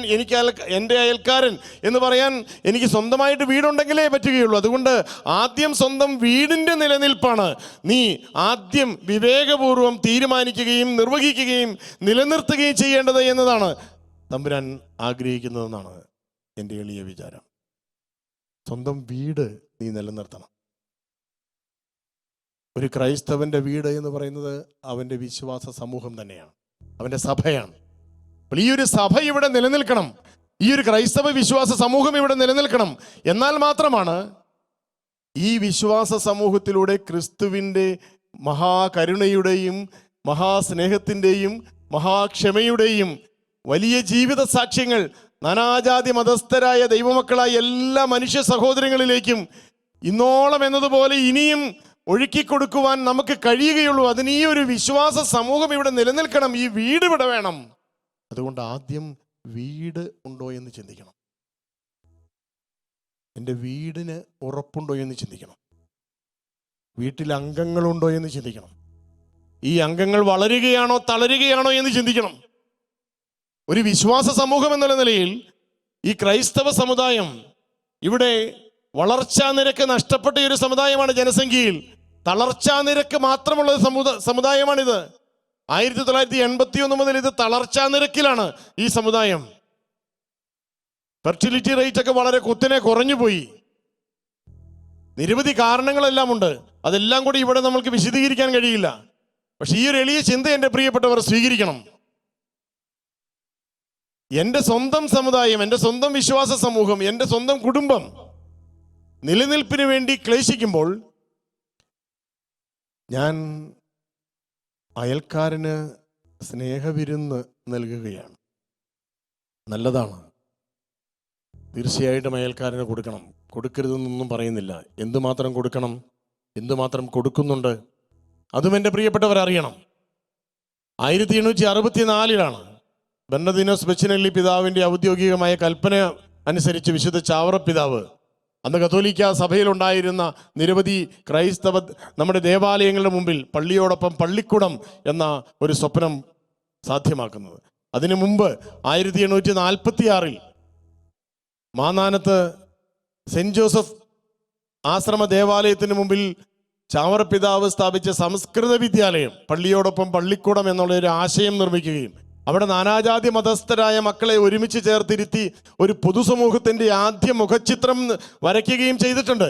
അതിനുശേഷം പള്ളിയോടൊപ്പം പണിത പള്ളിക്കൂടങ്ങളിൽ നാനാജാതി മതസ്ഥരായ മക്കൾ പഠനത്തിന് വരികയും അവിടെ പൊതുസമൂഹം രൂപീകരിക്കപ്പെടുകയും ചെയ്യുകയാണ്. അങ്ങനെ ഈ പൊതുസമൂഹത്തെ നിലനിർത്താനും വളർത്താനും വേണ്ടി, പൊതുവിദ്യാഭ്യാസത്തിലൂടെ പൊതുസമൂഹത്തെ നിലനിർത്താനും വളർത്താനും വേണ്ടിയാണ് കത്തോലിക്ക സഭ 1864 അല്ലെങ്കിൽ 1846 മുതൽ അവരുടെ വലിയൊരളവ് വിഭവ സമാഹരണം വിതരണത്തിനായി മാറ്റിയത്. 1864 ആരംഭിച്ച പള്ളിയോടൊപ്പം ആരംഭിച്ച പള്ളിക്കൂടങ്ങളിൽ ഉച്ചക്കഞ്ഞി വിതരണത്തിന് വേണ്ടി വിശുദ്ധ ചാവറ പിതാവിൻ്റെ അനുശാസനം അനുസരിച്ച് കത്തോലിക്ക കുടുംബങ്ങളിലെ അമ്മമാർ ഊണിന് വേണ്ടി അരി വാരിയിടുമ്പോൾ ഒരു പിടി അരി എടുത്ത് മാറ്റി വേറൊരു പാത്രത്തിലിട്ട് ആ അരി ഞായറാഴ്ച പള്ളിയിൽ കൊണ്ടുവന്ന് കൊടുത്ത് പള്ളിയുടെ മുറ്റത്തെ പള്ളിക്കൂടത്തിൽ വരുന്ന വിദ്യാർത്ഥികൾക്ക് ഉച്ചക്കഞ്ഞി വിതരണം ആരംഭിച്ചത് 1866 കേരള ചരിത്രത്തിൽ അത് 1959 EMS സർക്കാരിൻ്റെ കാലത്താണ് ആരംഭിച്ചതെന്ന് കേരള ചരിത്രത്തിൽ എഴുതി വെച്ചിട്ടുണ്ടെങ്കിലും എഴുതപ്പെടാത്ത ചില കേരള ചരിത്രത്തിൻ്റെ ഭാഗം തന്നെയാണ് കത്തോലിക്ക സഭയുടെ നിരവധി ഇതുപോലെയുള്ള കൊടുക്കലുകളുടെ കഥകൾ എന്നുള്ളതൊരു പരമസത്യം തന്നെയാണ്. ഞാൻ പറഞ്ഞു വരുന്നത് മറ്റൊന്നുമല്ല. 1864 ഈ പൊതുവിദ്യാഭ്യാസം ആരംഭിച്ചപ്പോൾ ഈ പൊതുസമൂഹ സൃഷ്ടിക്ക് വേണ്ടി ഒരു സഭാസമൂഹം അവരുടെ വിഭവശേഷിയുടെ ഒരു വലിയ സമാഹാരം മാറ്റിവെച്ചു എന്നുള്ളത് ആർക്കും നിഷേധിക്കാൻ കഴിയുകയില്ല. പള്ളിക്കൂടം ഉണ്ടാക്കാനും മറ്റ് സ്ഥാപനങ്ങൾ ഉണ്ടാക്കാനും സംവിധാനങ്ങൾ പണിയാനും ഒക്കെയായി വലിയൊരളവ് ഭൗതിക വിഭവശേഷിയുടെയും ബൗദ്ധിക വിഭവശേഷിയുടെയും അളവ് മാറ്റിവെച്ചു, എല്ലാവർക്കും വേണ്ടി വിതരണം ചെയ്തു. 1904 കേരളത്തിൽ പൊതുവിദ്യാഭ്യാസം ഔദ്യോഗികമായി ആരംഭിച്ചെങ്കിൽ തന്നെ 2024 ആയിട്ടും 120 വർഷത്തിന് ശേഷവും കേരളത്തിലെ കത്തോലിക്ക സഭയും കത്തോലിക്ക സഭയിലെ വിവിധ സന്യാസ സമൂഹങ്ങളും അവരുടെ വിഭവത്തിൻ്റെ, അവരുടെ ഹ്യൂമൻ റിസോഴ്സിൻ്റെ, അവരുടെ ഇൻ്റലക്ച്വൽ റിസോഴ്സിൻ്റെ, മാനവ വിഭവശേഷിയുടെ, ബൗദ്ധിക വിഭവശേഷിയുടെ 75% 80% ഈ പൊതുസമൂഹത്തിന് വേണ്ടി വീതം വെച്ചിരിക്കുകയാണ്, നീക്കി വെച്ചിരിക്കുകയാണ്. 80-20 ഇവിടെ ഒരു കാലത്ത് ഒരു വലിയ ചർച്ചാ വിഷയമായിരുന്നു. 80-20 ചർച്ചാ വിഷയമാകുമ്പോൾ ഇവിടെ വേറൊരു 80-20 ഞാൻ അവതരിപ്പിക്കാൻ ആഗ്രഹിക്കുകയാണ്. അത് ഏതാണെന്നറിയാമോ? അത് ഈ ക്രൈസ്തവ സമൂഹത്തിൻ്റെ പൊതുസമൂഹ സൃഷ്ടിക്ക് വേണ്ടിയുള്ള 80%, 80%. വിശ്വാസ സമൂഹ നിർമ്മിതി മറന്നുപോയ ഒരു സമൂഹമാണ് ക്രൈസ്തവ സമൂഹമെന്ന് ഞാൻ പറയും. ഈ വിദ്യാഭ്യാസത്തിലൂടെയും മറ്റ് സാമൂഹിക സേവന മേഖലകളിലൂടെയും ഗുണഭോക്താക്കളായി വളർന്ന പലരും അവരവരുടെ വിശ്വാസ സമൂഹത്തെ ഇവിടെ ഭദ്രമായി വളർത്തുന്നതിൽ വിജയം വരിച്ചവരാണ്. അവരെ അഭിനന്ദിക്കണം. അതേസമയം ഈ സേവനം ഈ പൊതുസമൂഹത്തിന് ഏറ്റവും കൂടുതൽ നൽകിയ നമ്മൾ മാത്രമാണ് നൽകിയതെന്ന് ഞാൻ ഒരിക്കലും പറയില്ല. എല്ലാ നല്ല മനുഷ്യരും നന്മ ചെയ്ത് എല്ലാവരെയും അംഗീകരിച്ചുകൊണ്ട് പറയുകയാണ്, ഈ സേവനം, ഈ വിദ്യാദാന ശുശ്രൂഷയും ആതുരദാന ശുശ്രൂഷയും ഈ സാമൂഹ്യ സേവനവും ഒക്കെ ഏറ്റവും കൂടുതൽ ഈ കേരള സമൂഹത്തിന് നൽകുന്ന ഈ ക്രൈസ്തവ സമൂഹം പക്ഷേ മറന്നുപോയ ഒരു കാര്യമുണ്ട്. അത് മറ്റൊന്നുമല്ല, സ്വന്തം വിശ്വാസ സമൂഹത്തിൻ്റെ ഈ നാട്ടിലെ നിലനിൽപ്പിന് വേണ്ടി അവരുടെ ബൗദ്ധിക സമ്പത്തിൻ്റെ, സാമ്പത്തിക സമ്പത്തിൻ്റെ വിഭവ വിതരണത്തിൽ 20% പോലും മാറ്റിവെക്കാൻ കഴിഞ്ഞിട്ടില്ല. അതുകൊണ്ട് തന്നെ എനിക്ക് വിശന്നു എന്ന ഈശോയുടെ വിശുദ്ധ മത്തായിയുടെ സുവിശേഷം 25 ആ നിലവിളിയുണ്ടല്ലോ, അത് ഈ 2024 നിലവിളിയാണ്. എനിക്ക് ദാഹിച്ചു എന്ന കർത്താവിൻ്റെ വചനത്തിൻ്റെ ആ നിലവിളിയുണ്ടല്ലോ. ഞാൻ പരദേശിയായി പോവുകയാണ്, ഗതികേട് കൊണ്ട് കരമാറി ഓടുകയാണ്. ക്രൈസ്തവ മക്കൾ, ഈ നാട്ടിൽ ജീവിക്കാൻ പറ്റില്ല. ഈ നാട്ടിലെ 100 ആയിരക്കണക്കിന് വിദ്യാലയങ്ങളിലൂടെ പൊതുസമൂഹത്തെ മുഴുവൻ വാർത്തെടുക്കുന്നുണ്ട്. ക്രൈസ്തവ സമൂഹത്തിൽ സമർപ്പിതരും രൂപതാ സംവിധാനങ്ങളും ഒക്കെ. എന്നാൽ ഈ നാട്ടിൽ അതിജീവനത്തിന് ശേഷിയില്ലാതെ ഇവിടെ നിന്ന് ഓടിപ്പോകുന്നവരിൽ വലിയൊരളവ് മറ്റാരുമല്ല, അത് ക്രൈസ്തവ സമൂഹത്തിലെ മക്കൾ തന്നെയാണ്. ഈ വൈരുദ്ധ്യം ശ്രദ്ധിക്കപ്പെടേണ്ടതാണ്. ഈ വിരോധാഭാസം ശ്രദ്ധിക്കപ്പെടേണ്ടതാണ്. സ്വന്തം കുടുംബത്തിൽ മക്കൾ നിലനിൽപ്പിന് വേണ്ടി നിലവിളിക്കുമ്പോൾ അയൽക്കാരന് വിരുന്നു നടത്തി ദാരിദ്ര്യനായി മാറരുത് എന്ന വചനത്തിൻ്റെ ചൈതന്യമുള്ള സന്ദേശം നമ്മൾ ഏറ്റുവാങ്ങേണ്ടതുണ്ട്. വിശുദ്ധ മത്തായിയുടെ സുവിശേഷം 8-ാമത്തെ അധ്യായത്തിൽ 26 മുതൽ 34 വരെയുള്ള വചനത്തിൽ, വിശുദ്ധ മർക്കോസിന്റെ സുവിശേഷം 5-ാമത്തെ അധ്യായം 1 മുതൽ 20 വരെയുള്ള വചനത്തിൽ, വിശുദ്ധ ലൂക്കായുടെ സുവിശേഷം 8-ാമത്തെ അധ്യായം 26 മുതൽ 39 വരെയുള്ള വചനത്തിൽ എനിക്ക് ബൈബിളിൽ ഏറെ ഇഷ്ടമുള്ള ഒരു കഥാപാത്രത്തിൻ്റെ കഥ പറയുന്നുണ്ട്. ഈശോ ഗദറായരുടെ നാട്ടിലൂടെ കടന്നു പോകുമ്പോൾ, മത്തായിയുടെ സുവിശേഷത്തിൽ 2 പേരാണ് ഭ്രാന്തന്മാർ. ലൂക്കായുടെ സുവിശേഷത്തിലും വിശുദ്ധ മർക്കോസിന്റെ സുവിശേഷത്തിലും ഒരാളാണ്. ഭ്രാന്തന്മാരാണ്, പിശാചബാധിതർ എന്നാണ് വചനം വിളിക്കുന്നത്. അവരെവിടെയാണ് താമസിച്ചത്? അവർ താമസിച്ചത് ശവക്കോട്ടയിലാണ്, സെമിത്തേരിയിൽ താമസിക്കുകയാണ്. അയാൾ സെമിത്തേരിയിൽ നിന്ന് 2-3 ചങ്ങലകളൊക്കെ വാരി വലിച്ചു കെട്ടി ബന്ധിതനായിട്ട് പുറത്തു വരികയാണ്. അതൊക്കെ വലിച്ചു പൊട്ടിച്ച് കാണിക്കുകയാണ്. പൈശാചികമായ ശക്തി അയാൾ തെളിയിക്കുക. ഈശോ ആ പിശാചുക്കളുടെ കൂട്ടത്തെ അയാളുടെ ശരീരത്തിൽ നിന്ന് 2000 പന്നികളിലേക്ക് സന്നിവേശിപ്പിച്ച് അയാളെ പിശാച് ബാധയിൽ നിന്ന് വിമുക്തനാക്കുന്നതിൻ്റെ മനോഹരമായ അത്ഭുതകരമായ ദൃശ്യങ്ങളുണ്ട് വചനത്തിൽ. ഞാൻ പറഞ്ഞു വരുന്നത് ഒരു പ്രധാനപ്പെട്ട കാര്യമാണ്. ഇന്ന് പല സഭകളുടെയും ഇടയിൽ വലിയ വിജനത, വലിയ മരുഭൂമി രൂപപ്പെട്ടു വരികയാണ്. സഭയുടെ വിവിധ സംഘടിത സംവിധാനങ്ങളുടെ ഇടയിൽ വലിയ മരുഭൂമി രൂപപ്പെട്ടു വരികയാണ്. വലിയ സെമിത്തേരി വളരുകയാണ്. സെമിത്തേരി വളരുന്നു, അങ്ങനെ പറയുന്നത് ശരിയാണോ എന്ന് തോന്നുന്നുണ്ടാവും അല്ലേ? സെമിത്തേരി വളരുകയാണ്. ക്രിസ്തുവിന് വേണ്ടിയാണ് എന്ന് പരസ്യമായി പറഞ്ഞ് ജീവിക്കുന്ന 2 സംവിധാനങ്ങളുടെ, സംഘടിത സംവിധാനങ്ങളുടെ ഇടയിൽ സെമിത്തേരിയുടെ മരവിപ്പ് വളരുകയാണ്. നഷ്ടപ്പെട്ടു പോകുന്നത് എന്താണ്? അത് ഈ ഗദറായിലെ ഭ്രാന്തനോട് ചോദിച്ചാൽ അയാൾ പറയും. ഞാൻ അയാളോട് ചോദിച്ചു, താങ്കൾ എന്നാണ് ഈ സെമിത്തേരിയിലെത്തിയത്? അയാൾ പറഞ്ഞു, ഞാൻ പിറന്നു വീണത് സെമിത്തേരിയിലല്ല. നിങ്ങൾ ചോദിച്ചാലും അയാളത് പറയും. ചോദിച്ചു നോക്കണം, ഈ വചനം വായിച്ചിട്ട് ചോദിച്ചു നോക്കണം. ഗദറായിലെ ഭ്രാന്തനോട് ചോദിക്കണം. നീ എന്നാണ് ഈ സെമിത്തേരിയിൽ വന്നത്? നീ എന്നാണ് ഈ ശവക്കോട്ടകളുടെ കൂട്ടുകാരനായത്? എന്നാണ് നീ അസ്ഥികളുടെ കിരികിരിപ്പ് മാത്രം കേട്ടുകൊണ്ട് കിടന്നുറങ്ങുന്നത്? ഇന്നു മുതലാണ്. ചോദിച്ചു നോക്കണം എൻ്റെ പ്രിയപ്പെട്ടവർ. അപ്പോൾ അയാൾ പറയും, ഞാൻ പിറന്നത് വീട്ടിലാണ്. അവിടെ കളിച്ചിരികളുണ്ടായിരുന്നു, പൊട്ടിച്ചിരികളുണ്ടായിരുന്നു, പങ്കുവെപ്പുണ്ടായിരുന്നു, വീതം വെപ്പുണ്ടായിരുന്നു, സ്നേഹമുണ്ടായിരുന്നു, ത്യാഗമുണ്ടായിരുന്നു. ഒരിക്കലും പൊട്ടുകല എന്ന് വിചാരിച്ചുകൊണ്ടിരുന്ന ഹൃദയബന്ധങ്ങളുണ്ടായിരുന്നു. പിന്നെ എപ്പോഴാണ് നീ ഭ്രാന്തനായത് എന്ന അടുത്ത ചോദ്യത്തിന് അയാളുടെ മറുപടി വളരെ വ്യക്തമാണ് പ്രിയപ്പെട്ടവരെ. എൻ്റെ ബന്ധങ്ങൾ പൊട്ടിത്തകർന്നു തുടങ്ങിയപ്പോൾ ഞാൻ ഭ്രാന്തിലേക്ക് നീങ്ങുകയായിരുന്നു. ബന്ധത്തകർച്ചയുടെ ഒടുക്കം ഭ്രാന്തിന്റെ തുടക്കമാണ്. അതെല്ലാ മനുഷ്യരുടെയും അവസ്ഥയാണ്. ഇന്ന് നമ്മുടെ സഭയിൽ വിശ്വാസ സമൂഹത്തിന്റെ പ്രതിനിധികൾക്ക് പരസ്പരം കാണുമ്പോൾ ഭ്രാന്തി പിടിക്കുന്ന അവസ്ഥയുണ്ടാകുന്നുണ്ട്. വർത്തമാനകാലത്തിൽ ബന്ധങ്ങളില്ല, ബന്ധങ്ങൾ തകർന്നു പോവുകയാണ്. അങ്ങനെ ബന്ധങ്ങൾ തകർന്ന സംവിധാനങ്ങൾ ഇവിടെയുണ്ട്. അങ്ങനെ ബന്ധങ്ങൾ പരസ്പരമുള്ള ഹൃദയബന്ധം തകർന്ന, വ്യക്തിബന്ധം തകർന്ന സംഘടനകളുണ്ട്, നേതാക്കളുണ്ട്, രൂപതകളുണ്ട്, സന്യാസ സഭകളുണ്ട്, അൽമായ സംഘടനകളുണ്ട്. വ്യക്തിബന്ധങ്ങളില്ല, ഹൃദയബന്ധങ്ങളില്ല. ഹൃദയവും തമ്മിൽ ഒരു മരവിപ്പ് ഇങ്ങനെ പടർന്നു കയറുകയാണ്. മഹാനായ മലയാള നോവലിസ്റ്റ് ആനന്ദ് എഴുതിയ മരുഭൂമികൾ ഉണ്ടാകുന്നത് എന്ന നോവലിൻ്റെ ശീർഷകം പോലെ മരുഭൂമികൾ ഇങ്ങനെ പടർന്നു കയറുകയാണ്. മനുഷ്യനും തമ്മിലുള്ള ബന്ധത്തിൻ്റെ നനവ് പറ്റുന്ന ഇടങ്ങളിലേക്ക് ഇങ്ങനെ ഒരു മരുഭൂമിയുടെ കിരികിരിപ്പ് ഇങ്ങനെ കടന്നു വരുന്നതായി നോവലിസ്റ്റ് പറയുകയാണ്. അത്തരത്തിലുള്ള ഒരു മരവിപ്പ് ഇങ്ങനെ കടന്നു വരികയാണ്.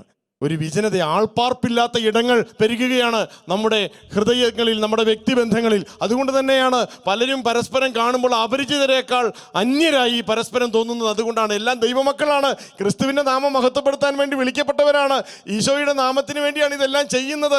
ഇതെല്ലാം പറയുന്നുണ്ട്.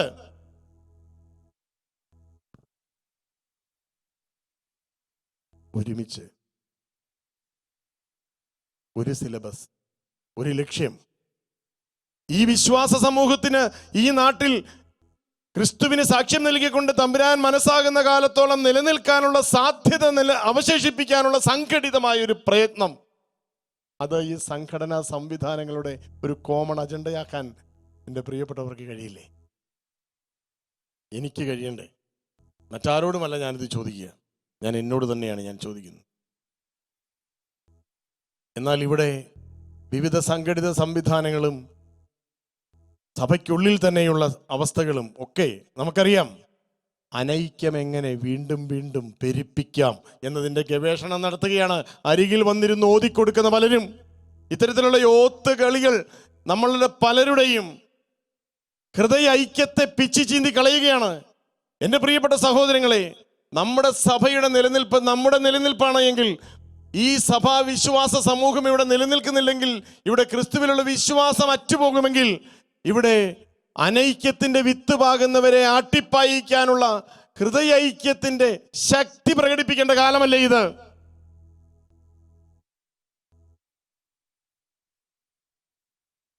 ക്രൈസ്തവരുടെ അതിജീവനത്തിന്റെ കാര്യം പറയുമ്പോൾ അത് ഏതെങ്കിലും ഒരു വൈദികൻ പറഞ്ഞു കഴിഞ്ഞാൽ ഉടനെ അത് വിഭാഗീയതയായി, അത് വർഗീയതയുടെ ശോഭ വരികയാണ്. എനിക്ക് എൻ്റെ പ്രിയപ്പെട്ട വിശ്വാസ സഹോദരങ്ങളോട് പറയാൻ ഒറ്റ കാര്യമേ ഉള്ളൂ. നമ്മൾക്ക് കത്തോലിക്കാ സഭയ്ക്ക്, ക്രൈസ്തവ സമൂഹത്തിന് വർഗീയതയില്ല. എന്താണത്? ആ പദം തന്നെ നമ്മൾ ഉപയോഗിക്കാറില്ല. അത് എൻ്റെ വിശ്വാസത്തിലുള്ളവരല്ലാതെ മറ്റാരും ഇവിടെ വാഴരുത് എന്ന് വാശി പിടിക്കുന്നവരുടെ മനസ്സിലിരിക്കുന്ന സാധനമാണ്. അത് ക്രൈസ്തവൻ്റെ മനസ്സിലില്ല. പകരം എല്ലാ മനുഷ്യരും ദൈവമക്കളായി ക്രൈസ്തവൻ അംഗീകരിക്കുന്നു. അതാണ് ഈശോയുടെ സുവിശേഷത്തിൻ്റെ സാരസംഗ്രഹം. ദൈവപിതാവിൻ്റെ മക്കളാണ് എല്ലാ മനുഷ്യരും. അതുകൊണ്ട് തന്നെ മനുഷ്യനെ മനുഷ്യനായി, മനുഷ്യനെ മാലാഖയായി അംഗീകരിക്കുന്ന മഹാസുവിശേഷത്തിൻ്റെ സാക്ഷികളാണ് ക്രൈസ്തവ വിശ്വാസികൾ. അതുകൊണ്ടാണ് മനുഷ്യത്വത്തിന് ഇവിടെ നിലനിൽപ്പുണ്ടാകണമെങ്കിൽ, മനുഷ്യത്വം ആദരിക്കപ്പെടണമെങ്കിൽ, മൃഗത്തിൻ്റെ മുകളിൽ മനുഷ്യത്വം ആദരിക്കപ്പെടണമെങ്കിൽ, ഇവിടെ ക്രൈസ്തവ വിശ്വാസം നിലനിൽക്കണമെങ്കിൽ ക്രൈസ്തവർ നിലനിൽക്കണം എന്ന് പറയുന്നത്. കാരണം വിശ്വാസം നിലനിൽക്കണമെങ്കിൽ വിശ്വാസി നിലനിൽക്കണം. ഇന്നത്തെ പ്രത്യേക പശ്ചാത്തലത്തിൽ വിശ്വാസി നിലനിൽക്കണമെങ്കിൽ വിശ്വാസിയെ നിലനിർത്തണം. അതുകൊണ്ട് നമ്മൾക്ക് ആർക്കും എതിരാവേണ്ടതില്ല. ക്രൈസ്തവ വിശ്വാസത്തെ അനുകൂലിക്കുന്നു എന്ന് പറയുമ്പോൾ മറ്റേതെങ്കിലും വിശ്വാസത്തെ എതിർക്കുന്നു എന്ന അർത്ഥമില്ല. നമ്മൾ ആർക്കും എതിരാവണ്ട, നമ്മൾ നമുക്ക് അനുകൂലമായാൽ മതി. നമ്മൾ ആർക്കും എതിരാവണ്ട സഹോദരങ്ങളെ. നമ്മുടെ സഹോദരങ്ങളാണ്, അവർ വളർന്നുകൊള്ളട്ടെ, അവരുടെ വിശ്വാസം ഇവിടെ സുരക്ഷിതമായി അവർ അനുഭവിക്കട്ടെ, ആഘോഷിക്കട്ടെ, ആചരിക്കട്ടെ. അതുകൊണ്ട് നമ്മൾ ഇവിടെ വളരരുത് എന്ന് നമ്മൾ നിർബന്ധം പിടിക്കേണ്ട കാര്യമുണ്ടോ? മറ്റാരെങ്കിലും നിർബന്ധം പിടിക്കേണ്ട കാര്യമുണ്ടോ? ഇവിടെ ഈ 2024 ഈസ്റ്റർ ദിനം പ്രവൃത്തി ദിനമാക്കി മാറ്റിയിട്ടുണ്ട് കേരള സർക്കാർ. ചോദിക്കാൻ ആരുമില്ല എന്ന് ഉറപ്പുള്ള ഒരു സമൂഹത്തിന്റെ മുതുകത്ത് കയറി നിന്നുള്ള കുതിരകളിയല്ലേ അത്? നമ്മൾ ആർക്കും എതിരാവണ്ട, നമ്മൾ നമുക്കനുകൂലമാകണം. നമ്മുടെ സകല സംവിധാനങ്ങളും സാഹചര്യങ്ങളും സാധ്യതകളും നമ്മുടെ സമുദായത്തിൻ്റെയും വിശ്വാസ സമൂഹത്തിൻ്റെയും അതിജീവനത്തിനും നിലനിൽപ്പിനും അനുകൂലമാക്കിയുള്ള സാഹചര്യങ്ങൾ ഒരുക്കുന്നതിന് കൈകോർക്കണം. ഇല്ലെങ്കിൽ ഞായറാഴ്ചകൾ പ്രവൃത്തി ദിനമാകും, വിശുദ്ധ ദിവസങ്ങൾ ഇവിടെ പ്രവൃത്തി ദിനമാകും, മറ്റ് ചില ദിവസങ്ങളൊക്കെ ഇവിടെ അവധി ദിവസങ്ങളായി പ്രഖ്യാപിക്കപ്പെടും. ഓരോ സമുദായത്തിൻ്റെയും ഓരോ വിശ്വാസത്തിൻ്റെയും ആചാരങ്ങൾ പവിത്രമായി തന്നെ ആചരിക്കപ്പെടട്ടെ. അത് സഭയുടെയും ക്രൈസ്തവ വിശ്വാസത്തിൻ്റെയും ശൈലി തന്നെയാണ്. എല്ലാ മതങ്ങളെയും ആദരിക്കുന്ന ഒരു മനസ്സാണ് കത്തോലിക്ക സഭയ്ക്കും ക്രൈസ്തവ സഭയ്ക്കും. എന്നാൽ സംഘടിതമായ ഒരു പ്രയത്നം ഒരിക്കലും ഇവർ നടത്തുകയില്ല എന്നതിൻ്റെ പേരിൽ, ഇവരിൽ തന്നെ ഇവർക്ക് അനുകൂലമല്ലാത്ത നിരവധി പേരുണ്ട് എന്നുള്ളതിൻ്റെ പേരിൽ വിവിധ രാഷ്ട്രീയ പാർട്ടികളുടെ പിണിയാളുകളായി മാത്രം ജീവിക്കേണ്ടി വരുന്ന ചില ദുർബലരായ ക്രൈസ്തവ വിശ്വാസികൾ ഈ ക്രൈസ്തവമായ ചിഹ്നങ്ങളും വിശുദ്ധമായ ആചാരങ്ങളും അനുഷ്ഠാനങ്ങളും ആർക്കും എടുത്ത് എപ്പോൾ വേണമെങ്കിലും അമ്മാനമാടാമെന്ന് വിളിച്ചു പറയുന്നതിൻ്റെ പേരിൽ നമ്മൾക്ക് അവകാശപ്പെട്ടത് നിഷേധിക്കപ്പെടുന്ന ഒരു സാഹചര്യം ഇവിടെ ഉണ്ടാകരുത് പ്രിയപ്പെട്ടവരെ. അതുകൊണ്ട് നമ്മൾ ആരെയും എതിർക്കണ്ട, ആർക്കും എതിരാവുകയും വേണ്ട. പക്ഷേ നമ്മൾ നമുക്ക് അനുകൂലമാകണം. അത് ഈ ഒരു ദിവസത്തിൻ്റെ ചൈതന്യമായി എൻ്റെ പ്രിയപ്പെട്ടവർ ഏറ്റെടുക്കണം. കാരണം ഇനി നമ്മുടെ ഈ വിശ്വാസ സമൂഹം ഇവിടെ മുന്നോട്ട് പോകണമെങ്കിൽ എല്ലാ സംഘടനകളുടെയും സംവിധാനങ്ങളുടെയും സംയുക്തമായ സംഘടിതമായ ഹൃദയൈക്യത്തോടെയുള്ള ഒരുമിച്ചുള്ള മുന്നേറ്റം ഇവിടെ സാധ്യമാക്കണം. അല്ലെങ്കിൽ നമുക്ക് മുന്നോട്ട് പോകാൻ കഴിയില്ല. കർത്താവിന് ഇനിയും വിശക്കും, കർത്താവിന് ഇനിയും ദാഹിക്കും, കർത്താവ് ഇനിയും ഇവിടെ സ്വന്തം നാട്ടിൽ ബഹിഷ്കൃതനാകും, പരദേശിയാകും, പിറന്ന മണ്ണിൽ പരദേശിയെ പോലെ. കർത്താവ് ഇനിയും കാരാഗ്രഹത്തിൽ കിടക്കും. വിശ്വാസം ഇവിടെ സ്വാതന്ത്ര്യമില്ല, വിശ്വാസത്തിന് സ്വാതന്ത്ര്യമില്ലാതെയാകും. വിശ്വാസത്തെ ഇരുമ്പഴിക്കുള്ളിലിട്ട് പൂട്ടും. സ്വന്തം സഭയുടെ രോഗാവസ്ഥ എന്താണ് എന്നറിഞ്ഞിട്ടും ചികിത്സിക്കാൻ പോലും പറ്റാത്ത ദുർഗതിയിലേക്ക് നമ്മൾ ചെന്ന് വീഴും. അതുകൊണ്ട് ഈ ഒരു കാലത്ത് കത്തോലിക്ക സഭയെ, ക്രൈസ്തവ വിശ്വാസ സമൂഹത്തെ ഇവിടെ നയിക്കുവാൻ വേണ്ടി നേതൃത്വത്തിൻ്റെ വരം ലഭിച്ചിട്ടുള്ളവർ കയ്യും കെട്ടി ഇങ്ങനെ കാത്തിരിക്കുന്ന കർത്താവിനെ എല്ലാം ഏൽപ്പിച്ചു. ഞങ്ങൾ എല്ലാം ദൈവത്തിൽ വരവേൽപ്പിച്ചു. ഞങ്ങളിങ്ങനെ കയ്യും കെട്ടി ഇരിക്കുകയാണ്. നമുക്ക് കഴിയില്ല. കർത്താവിനെ മുഴുവൻ കാര്യങ്ങളും ഏൽപ്പിച്ചിട്ട് ഇവിടെ കയ്യും കെട്ടിയിരിക്കാൻ ആരാണ് നമ്മളോട് പറഞ്ഞത്? അങ്ങനെ കയ്യും കെട്ടിയിരുന്നാൽ, കയ്യും കഴുകിയിരുന്നാൽ ഉണ്ണാൻ ഒന്നും ഉണ്ടാവില്ല, ഉണ്ണാൻ ഒന്നും ബാക്കിയുണ്ടാവില്ല. അതുകൊണ്ട് ജാഗ്രതയോടെ നിൽക്കുന്ന മണ്ണ് ഒലിച്ചു പോകുന്ന ദുരന്തം തിരിച്ചറിഞ്ഞ് ജാഗ്രതയോടെ നമ്മുടെ വിശ്വാസ സമൂഹത്തെ ഈ മണ്ണിൽ നിലനിർത്താൻ നമ്മൾക്ക് ഒരുമിച്ച് പരിശ്രമിക്കാം. വിവിധ സഭാ സമൂഹങ്ങളുടെ ആത്മീയ നേതാക്കളെയും സമുദായ നേതാക്കളെയും ഹൃദയം ചേർത്ത് വെച്ച് ഈശോയുടെ സ്നേഹത്തിൻ്റെ നന്മ പങ്കുവെക്കുവാൻ കഴിയുന്ന ഒരു സാഹചര്യം ഒരുക്കുവാൻ സ്നേഹപൂർവ്വം ആഹ്വാനം ചെയ്യുകയാണ്. ഈ നോമ്പുകാലത്ത്, വലിയ നോമ്പുകാലത്ത്, ഈശോയുടെ പീഡാനുഭവത്തെ ധ്യാനിക്കുന്ന ദിവസങ്ങളിൽ, ഈശോയ്ക്ക് വേണ്ടി ത്യാഗവും പരിത്യാഗവും നടത്തി അനുരഞ്ജനവും അനുതാപവും നിർവഹിക്കുന്ന ഈ ദിവസങ്ങളിൽ നമുക്ക് പരസ്പരം അല്പം കൂടി ഹൃദയം കൊണ്ട് അടുക്കാം. നമുക്ക് പരസ്പരം അല്പം കൂടി സ്നേഹിക്കാം. നമുക്ക് പരസ്പരം അല്പം കൂടി വിട്ടുവീഴ്ച ചെയ്യാം. നമുക്ക് പരസ്പരം അല്പം കൂടി തോറ്റുകൊടുക്കാം. നമ്മുടെ തമ്പുരാൻ ഈ സഭയിൽ ജയിക്കട്ടെ എന്ന് നമുക്ക് പരസ്പരം ഹൃദയങ്ങൾ ചേർത്ത് വെച്ച് പ്രാർത്ഥിക്കാം. അപ്പോൾ നമ്മുടെ നന്മകൾ നമ്മൾ പരസ്പരം അറിയും. നമുക്കിടയിൽ മതിപ്പ് വളരും. ഇപ്പോൾ അവമതിപ്പിന്റെ ഭാഷ കൊണ്ട് പരസ്പരം നിർലജ്ജം ഭത്സിക്കുന്ന ശത്രുക്കളെ പോലെയാണ് പലരും. നമുക്ക് വേണ്ടത് അവമതിപ്പിന്റെ ഭാഷയല്ല പ്രിയപ്പെട്ടവരെ. നമുക്ക് വേണ്ടത് മതിപ്പിന്റെ ഭാഷയാണ്. നീ ചെയ്യുന്ന നന്മ അത് ഞാൻ ചെയ്യുന്നത് തന്നെയാണ്. നീ ചെയ്യുന്നതും ഞാൻ ചെയ്യുന്നതും ക്രിസ്തുവിൻ്റെ നാമത്തിലാണ് എങ്കിൽ നിന്റെ നന്മ എൻ്റെയുമാണ്.